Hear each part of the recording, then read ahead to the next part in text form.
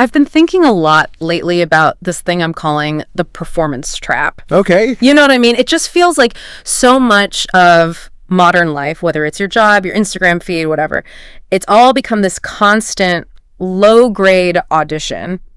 The curation of the self. Yes. You're always polishing the edges, trying to present the best version. You want the applause. You want the likes. You're all the art directors of our own lives now, and it is absolutely exhausting. It is exhausting, and that mindset, it bleeds into everything, even music. I mean, think about a cover song. Right. When you click on a YouTube cover, what are you listening for?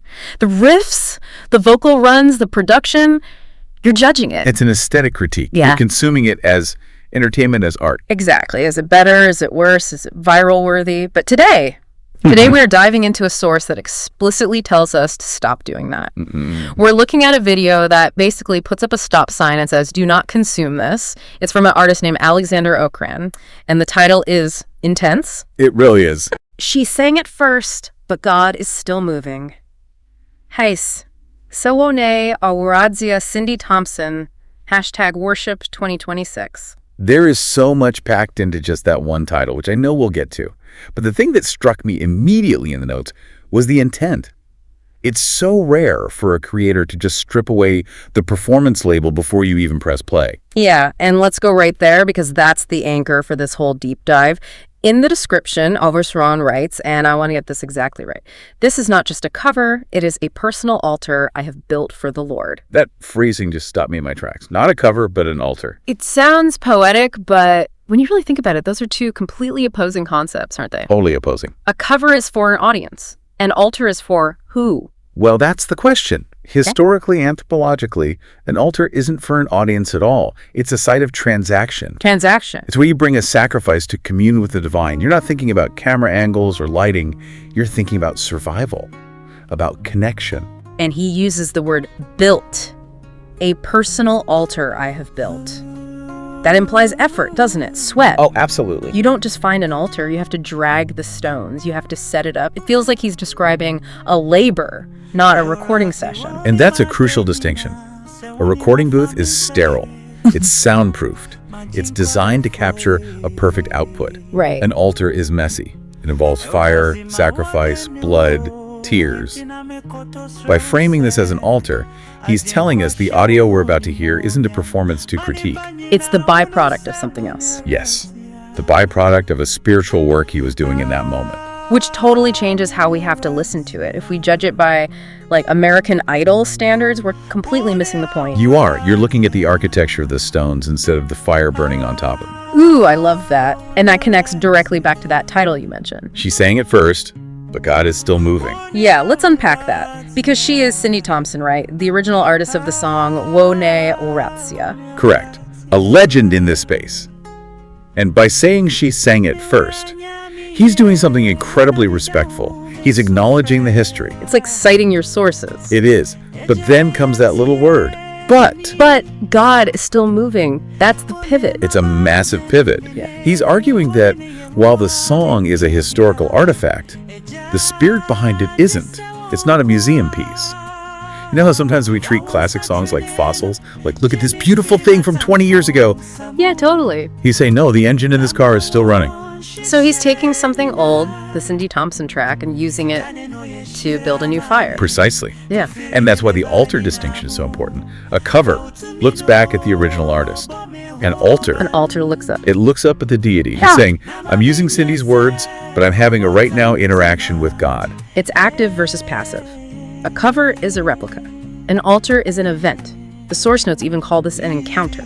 And what is that encounter about? This is where we have to get into the lyrics.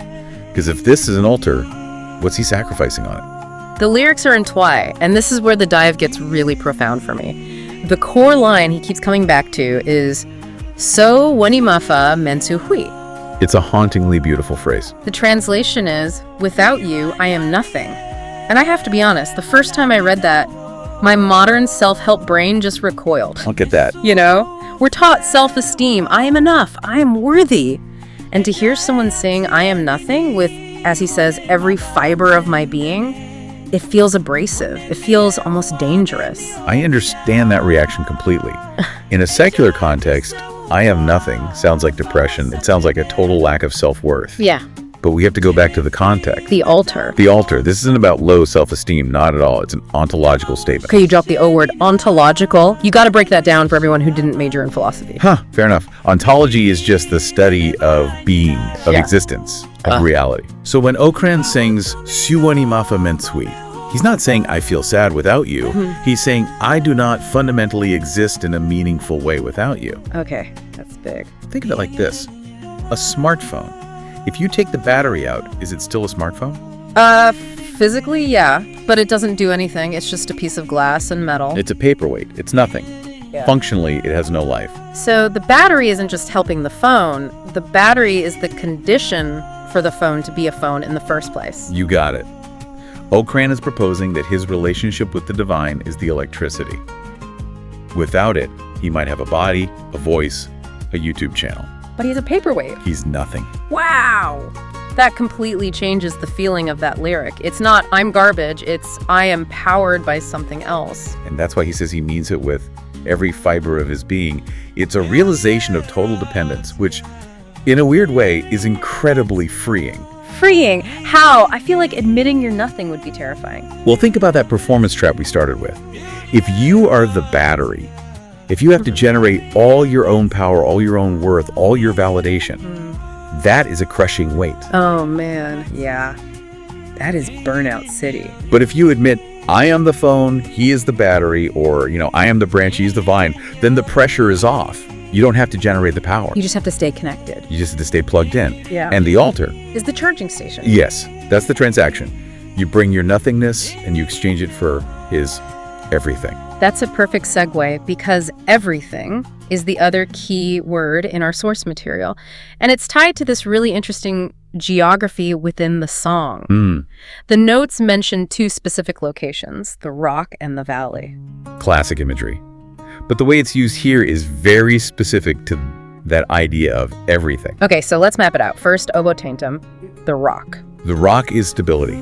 The high ground. In life, that's when the promotion comes through, the bank account is full, your family is healthy. You feel solid. You feel solid. You can see for miles. And then, of course, The valley. the valley. The shadow, confusion, pain. The place where you can't see the horizon and you feel utterly alone. Now, normally, when people pray or build an altar, the goal is pretty simple. Get me out of the valley and put me on the rock. Right. That's the standard prayer. Fix my problems. We treat God like a divine travel agent. I don't like this destination. Please rebook me for the resort on the mountain. Exactly. But that's not what Ocran is doing here.